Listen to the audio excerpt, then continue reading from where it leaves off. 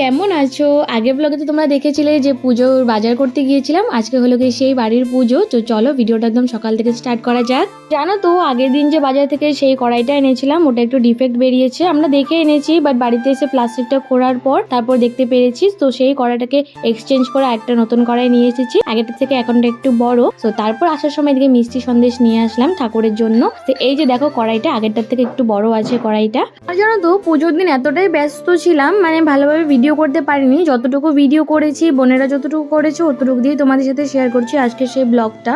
আর এইদিকে তো মা আমাকে সকাল সকাল দায়িত্ব দিয়ে দিয়েছে যে ঘরোয়া রান্নাটা তোর করতে হবে। তো এদিকে সেই মতো এসে গেছি। আজকে করেছিলাম ডাল, আলু ভাজা, আলু সেদ্ধ, আর করেছিলাম পটল দিয়ে পনিরের তরকারি করেছি ওদিকে রান্না। আর দিদি মাকে এখানে পুজোতে হেল্প করছে, না হলে মার পুজোটা আরো দেরি হয়ে যাবে। সেই জন্যই মার এদিকে পুজো প্রায় কমপ্লিটের দিকেই। তো দেখো মা এখানে কাশি বাজাচ্ছে আর আমার বোন বসে বসে ওখানে দেখছি সবটাই। যেহেতু আমাদের পুজোটা পাঁচালি পরে করেছে সেজন্য মা ওদিকে পাঁচালি পড়েছিল, বুনু সম্মত ওখানে বসেই মার পাঁচালি পড়া দেখছিল। তো তারপরে এসে গেছি এদিকে ঘরে। ওদিকে পুজো কমপ্লিট, যেহেতু দরটা বন্ধ করে দিয়েছে সবাই এসে গেছিলাম আমার রুমে। তো এদিকে আমার মামাতো বোনও এসেছে, মেসোতো বোন, মামাতো বোন সবাই এসেছে। আর এদিকে দিদুন আসা মাত্রই মা দিদুনকে একটা দায়িত্ব চাপিয়ে দিয়েছে যে তোমার খিচুড়ি আর নিরামিষটা তোমার রান্না করতে হবে। আর এদিকে জেঠি দিদি ওরা অনেকটাই সবজি বানানোতে হেল্প করেছে।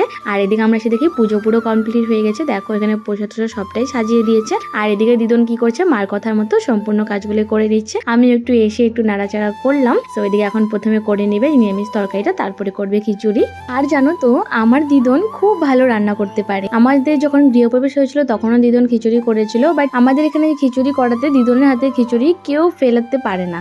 এতটাই টেস্টি করে বানায়, মানে খুব ভালো লাগে। দিদুনের হাতে রান্না জাস্ট অমৃত। তোমরা তো জানোই যে নিজের বাড়িতে পুজো থাকলে কতটা কাজবাজ করতে হয়, সেই জন্য তোমাদের সাথে আমি যতটুকু পেরেছি অতটুকুই শেয়ার করার চেষ্টা করলাম। আর এদিকে খিচুড়ি রান্না আর নিরামিষ রান্না বসাতে বসাতে প্রায় 3টাই বেজে গেছিল। তো যেহেতু প্রসাদটা একটু ভাঙতে হবে সেই জন্য মা দিদিকে ডেকে তেল পানটা দিয়ে তারপর আমাদেরকে সবাইকে প্রসাদ দিয়ে দিয়েছে। এখানে দিদি মাকে সিঁদুর পরিয়ে দিচ্ছিল, যেহেতু এই পুজোটার নিয়মই হলো তেল পান সিঁদুর, মাথায় তেল দিয়ে সিঁদুর পরে দিতে হয় বউদেরকে, আর মেয়েদেরকে শুধু মাথায় তেল দিতে হয়। ওদিকে নিরামিষ তরকারি রান্না হয়ে যাওয়ার পর এখন বসিয়ে দিচ্ছে খিচুড়িটা। সো আজকের মতো এতটুকুই। আজ তবে আসি, দেখা হচ্ছে পরে মিনি ব্লগে।